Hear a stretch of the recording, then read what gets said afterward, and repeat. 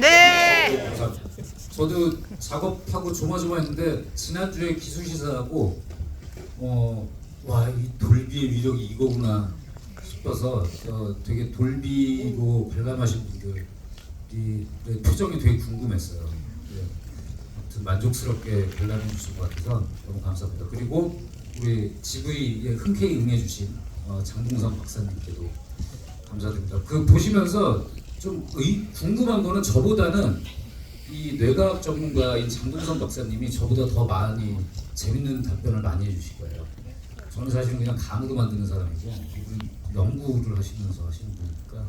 네, 그렇지만 이 영화 연출자의 의도가 어떤 관객은 궁금하실 테니까 저희가 서로가 서로를 인터뷰하는 방식으로 좀 새롭게 오늘 진행을 생각했어요.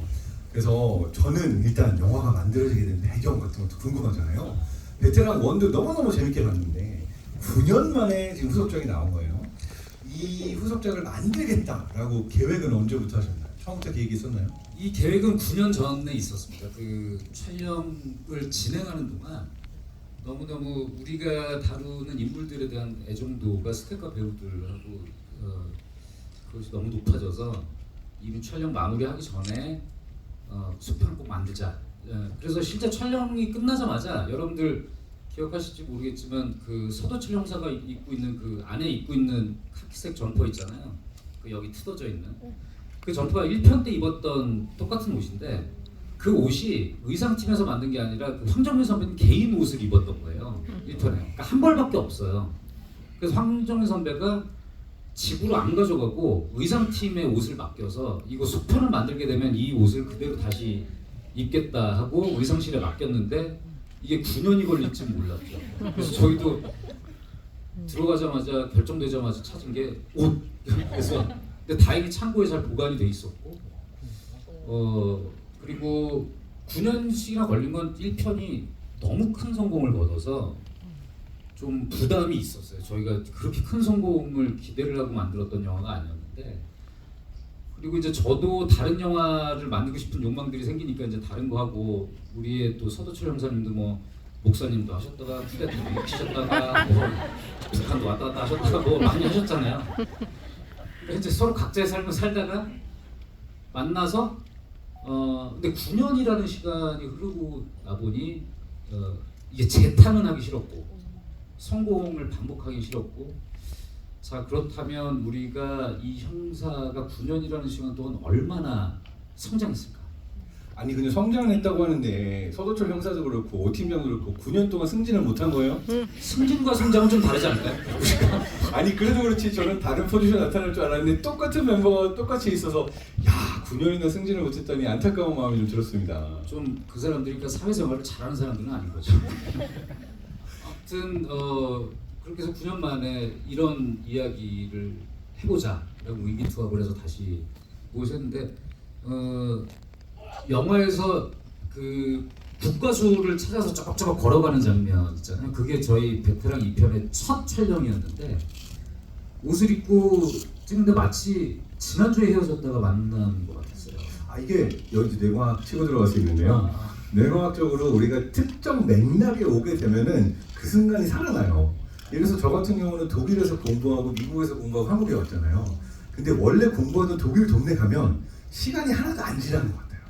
그 동네에서 원래 그 상황을 보게 되면 그래서 우리의 뇌가 쭉 모든 거를 막 이렇게 기록처럼 책 이렇게 쌓아나가는 게 아니라 특정 환경에 특정한 상황에 딱 들어서게 되면 그 모드로 가게 돼서 내가 미국에 있다가 한국에 왔지만 다시 미국에 가면은 그 순간부터 나의 기억은 시작되고 그래서 어떻게 보면 한 곳에서 쭉 살았던 사람들과 여러 역할을 하다가 돌아온 사람들의 뇌 안의 시간을 다룰 수도 있는 거죠. 아니 그럼 우리가 만든 사람들이 9년이라는 시간이 지났다는 거를 깜짝 놀라게 돼요.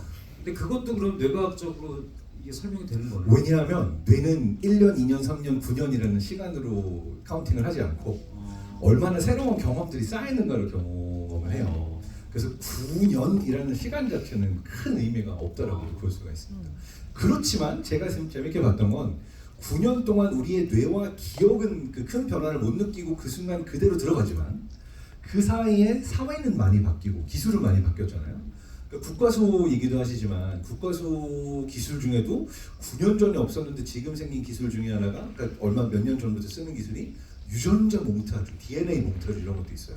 그러니까 누군가의 DNA를 받으면 얼굴이 얼추 그 사람의 얼굴이 나옵니다. 이러한 기술들이 되게 신박한 기술인데 이거는 이제 과학이 발전하면서 새로운 기술들이 나오는 거죠. 그래서 제가 궁금했던 건 9년 동안 이제 형사들은 승진도 못했지만 한 명만 총영이 되고 그렇지만 분명히 이제 베테랑 2를 만드시면서 한국 사회가 많이 바뀌었다, 기술도 많이 바뀌었다 이런 걸 느꼈을 텐데 그 9년이라는 시간 동안 실제 세상에서 한국 사회가 가장 많이 바뀐 게 있다 느끼시면 어떤 부분이 있는지 궁금합니다.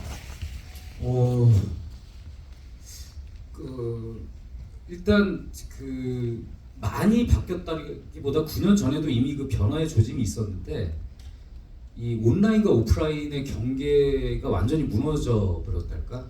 그러니까 온라인에서 발생하고 있는 일들이 오프라인의 세상, 그러니까 오프라인 삶에 영향을 좀 심각하게 끼치고, 그러니까 그것이 점점 심해지는 느낌들이 좀 들어요.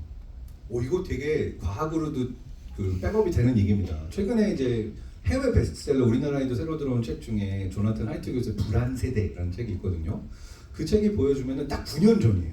2015년 경부터 전 세계적으로 정신건강, 자살률, 우울 이런 것들이 특히 이제 10대, 20대는 젊은 세대에서 확 올라가기 시작하는데 미국만 그런 게 아니라 온라인과 디지털을 사용하는 거의 모든 국가들에서 공통적으로 정신건강, 자살률이 올라가는 현상을 보고 최근에 이제 진단을 한 게 말씀하신 것처럼 우리가 세상을 우리의 뇌와 직접 몸으로 경험하는 게 아니라 대부분의 인간관계나 모든 것들을 디지털로 경험하게 된 세대가 어떠한 정체성이나 스스로의 정신건강에 있어서 기존 세대보다 조금 불안정한 부분이 있다.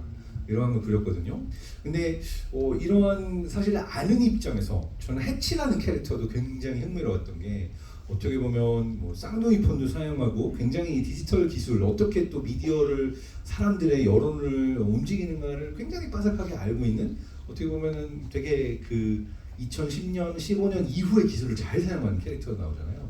그래서 어떻게 보면 이러한 실제로 그 9년 사이에 일어나게 된 변화를 사실 이 영화의 메인 캐릭터 중에 한 명인 해치가 또 잘 표현하고 있다고 느꼈어요. 제가 그 9년이라는 시간 동안 온라인 오프라인의 그 경계선에 대한 말씀드렸는데 그러면서 벌어지는 것들이 일종의 온라인 마녀사냥이랄까요? 그 쉽게 여론몰이가 굉장히 좀